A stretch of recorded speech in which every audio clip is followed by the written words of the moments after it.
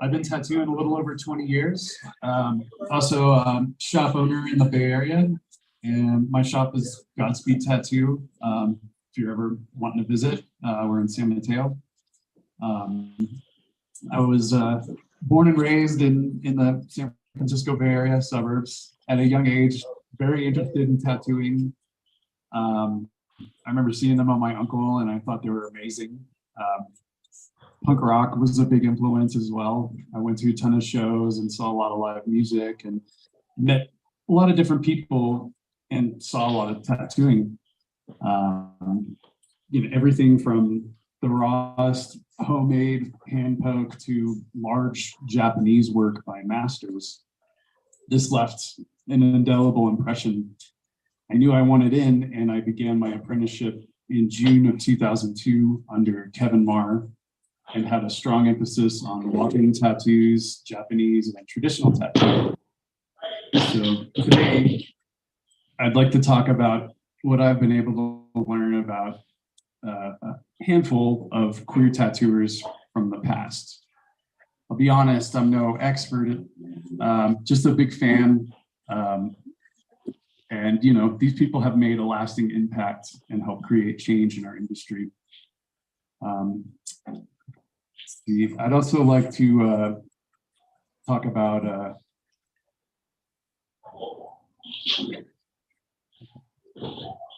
sorry, excuse me. I haven't talked in front of people ever. So thank you. Towards the end, I thought maybe we could have a little bit of a group discussion. We talk about ways in which we could collectively and individually continue creating safe spaces for diverse groups of people, specifically queer artists. And lastly, I've planned a quick painting demonstration. And if time permits, we can just keep talking, more Q&A. I've been painting, I've been painting my entire career, but have really only found my groove and love for painting in the last 10 years or so. It's a lot of fun, and if you're in a tattoo shop and have a slow day, it's an invaluable tool. Today we can create, paint, and share instantly. This helps bring people in at those slow times that we all experience. I'm curious, does anybody paint, flash, or anything at their shops? Or? Nice. Cool. Well, we'll go over that a little bit. And yeah, now we'll begin our talk.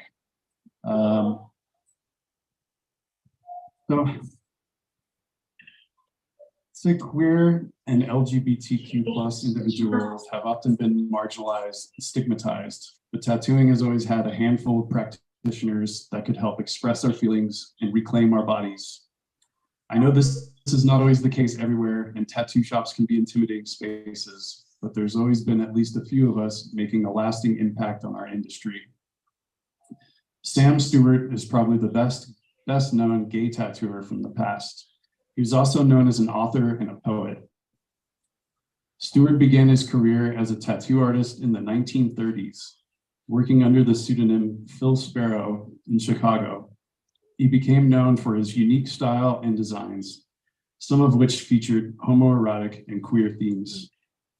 Stewart wrote many books, mostly fictionalized gay erotica, under a different pen name, Phil Andros. While working as an artist, he wrote a book called Bad Boys and Tough Tattoos, a social history of the tattoo with gangs, sailors, and street corner punks, 1950 through 1965. This book was originally published in 1966 and is considered a pioneering work in our field. In the book, Stewart examines the social and cultural significance of tattoos in various subcultures in the US during the 1950s and 60s. He focuses on the ways tattoos were used by marginalized groups such as gangs, sailors, and queers to establish identity, express rebellion, and create a sense of community. Sam Stewart was mentored by the legendary master tattooer Amund Dietzel. Stewart went on to mentor Ed Hardy, and the next person we'll talk about, Cliff Ingram, also known as Cliff Raven.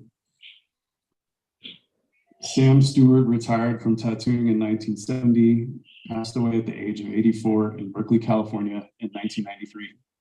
In 2010, the book Secret Historian, The Life and Times of Sam Professor, Tattoo Artist, sorry, and Sexual I'm monitoring Renegade the was published and history written talk in the by background, author but Justin Spring. it's all good because as long The as book they're is talking. based on his personal papers and diaries, provides an intimate look into his It life. is, yeah. It's and streaming discusses right now. his It's streaming out on relationships with YouTube. historic figures So, such as Gertrude Stein yeah, and Alfred Kinsey. His work as a everything's tattooer going, huh? and exploring the ghost of That's awesome. sorry, excuse me. Also, his work as a tattooer and Cheers, exploring absolutely. the gay subculture in the United States.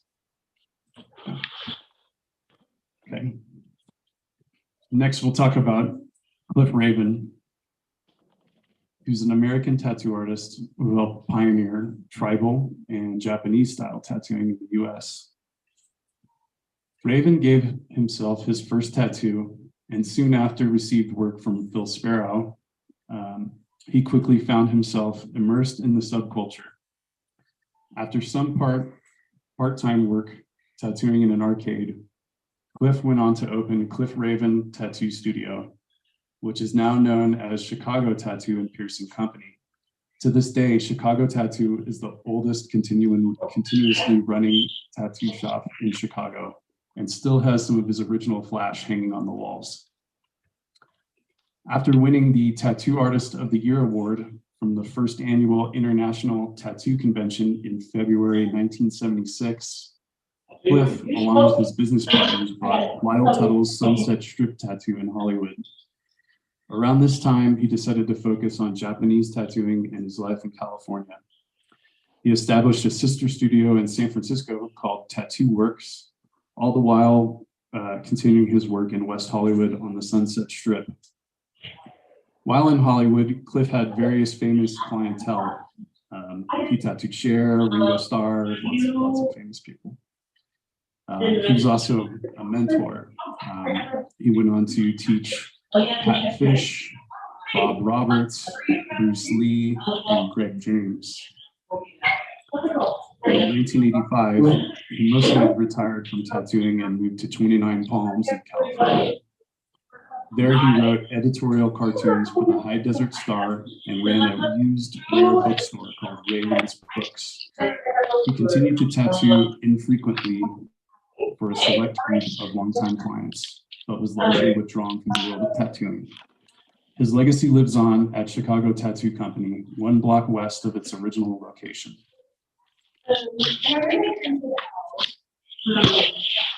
Next, we'll discuss another artist and how they made an impact on the industry, Herbert Hoffman. Herbert Hoffman was a pioneering gay German tattoo artist. Born in 1919 and educated in Berlin, during the Third Reich, tattoo people were seen as criminals and the tattoo culture diminished. In 1940, he signed up for basic military service with the German army. From 1945 to 1949, Herbert was held as a prisoner of war by the Russians. When released, Hoffman returned to Germany, where he worked as a traveling salesman and encountered many people with tattoos, despite the old Nazi ban. While working, he always took his camera and photographed the people he met. He's taken a lot of well-known images of tattooed people from the past. Many books have been published of these images. To this day, some of these are still shown in galleries. In 1961, he opened his own tattoo shop in Hamburg, Germany. He created a ton of flash and painted nonstop. Some designs included images of BDSM, sexual taboos, at the bookstore for the history. Ships, roses, skulls, and other popular images. There are a few books documenting his paintings as well. In 2010, at age 91, Herbert Hoffman passed away. A true pioneer defining the culture and documenting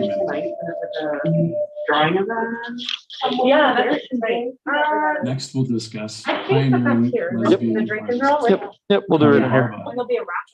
Barba is an American-born tattooer and painter from Minneapolis. She's been practicing art for over 40 years and is known for her work for women in the tattoo industry. Currently based in Long Beach, California, she's the owner of Outer Limits Tattoo, the oldest tattoo shop in the U.S.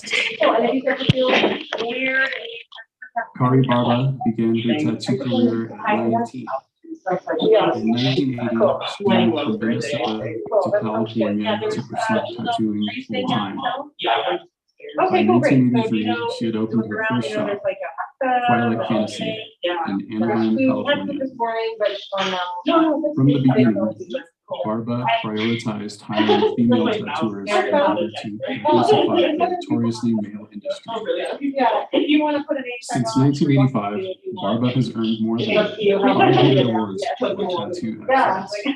In 1987, she won the National Tattoo Association's Tattooist of the Year. Best known for her illustrated realism style, she is one of the first to tattoo How's it going? realism. Barba was also one of the first tattoo artists to wear gloves to wrap up the equipment. Maybe, did you see if, you know, who Joining Leslie's with us? Yeah. I do know What that year Leslie- was it? I saw him That's in the minutes 80s. ago. That's Maybe. Yeah. Cool. Well, there's going to be a little bit of a break. How many people does that check in? Everybody? No, not everybody. Some people they said are coming tonight, Sure. so there's quite a few more. Okay. Her accomplishments 3, include 4, the acquisition of a historically important tattoo shop and museum. 11 more In still to check in. 2002, Awesome. Barba took over So, yeah, I don't see 22 them here. South You Chestnut could probably Place find here, right? in Long Beach. Yeah, I mean, we want people to take them use them. The location, originally opened by a renowned tattooer, Just, oh, this should, Yeah. it's operated as a tattoo shop since 1927. That's your DVD. The shop also houses a tattoo museum paying tribute to I'm gonna go Ike check and the artist. else. I mean, I'm technically for Another cheerleader, but I don't really pioneering like career to that use sets me. standards for Okay. I'll go in there. Yep. Another influential She'll, tattooer check in here is too, I'll, American artist Jackie Randall. Oh, yeah. Born in 1959, Randall first garnered attention for the lesbian-focused cartoon. I'm just checking in, making sure everything's good. You good? In 1981.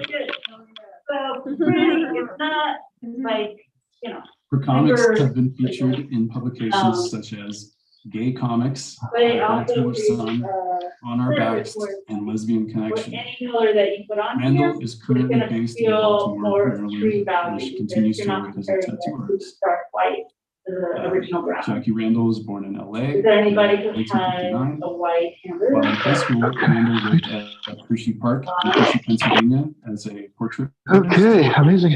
After graduating, Randall declined a scholarship from the York Academy of Art and decided to pursue art as a freelance artist and musician.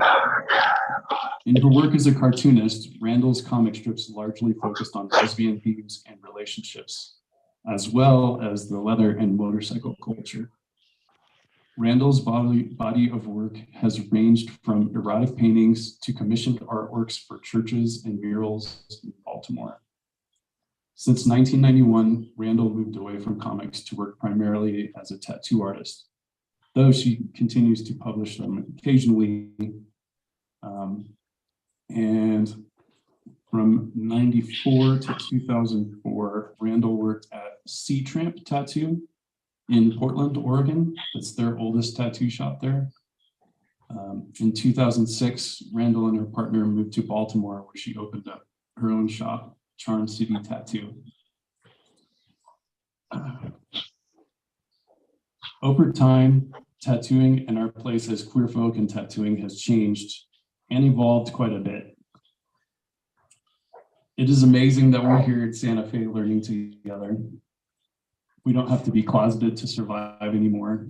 Additionally, there are queer shop owners and artists everywhere, and we can find each other through the power of the internet and social media. Today, we can proudly display our queer tattoos. It's a powerful way to reclaim our bodies and express our feelings to the world, or just look cool. Our current queer tattoo community is so much more diverse and inclusive than in times past. Today, there are many people of color, trans artists, and queer family working in our field. It's amazing to see so many different types of people out and tattooing. I'm sure that the people that preceded us in this industry could never imagine the changes. The changes I've seen just in my 20 years of tattooing have been astonishing, really. In closing, I encourage you to take a look at tattooing's past. I highly recommend beginning your book collection and attempting to redraw and paint some of these classic designs. A lot of them remain relevant and continue to sell to this day. So yeah, so now I'm gonna take a quick break, and when we come back, we'll do a quick flash painting demonstration.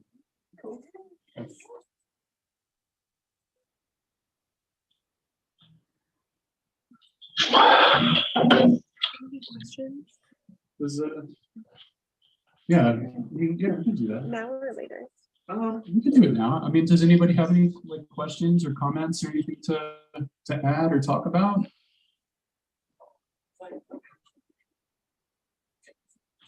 How did you compile your research? So just kind of Awesome call with a question. She asked how did I compile the research, and it was a various ways. I mean, internet number one, and then also just through my book collection, you know, over the years. Are there any like specifically queer tattoo books? So she asked if there's any queer tattoo books. So yeah, like there's a handful of books on Cliff Raven. Same with Sam Stewart, like that book, Secret Historian. It's all about his life. There's, as far as like a more modern book, the Queer Tattooer Instagram page made a book of like contemporary artists. And then there's, you know, there's kind of, so one of the resources I used was my collection of Tattoo Time books. Those were published by Ed Hardy.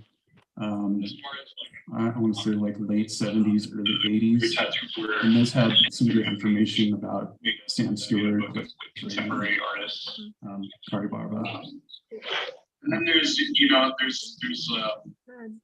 there actually is there's quite a few books on Herbert Hoffman too. His flash and pictures of portraits of people. I would say like late 70s. Yes. In your research, did you come across any sort of like circles of more informal queer tattooers that weren't necessarily within a professionalized industry, but maybe had their own subculture? I guess I'm curious about that kind of trajectory of like professionalization and like when that became an actual thing, and if there's a lost history of, you know, queer tattooers not working in shops and spaces that it's researchable. Yeah, that's a pretty challenging question. Yeah. So I would say there definitely is a lot of lost information about queers tattooing, due to, you know, I mean, number one, obviously marginalization, and just how we've kept information in the past too, you know. In fact, I was just chatting with Josh here about somebody who he was just telling me all about. I had no idea somebody tattooing all through the 80s in San Francisco. So yeah, that's absolutely something.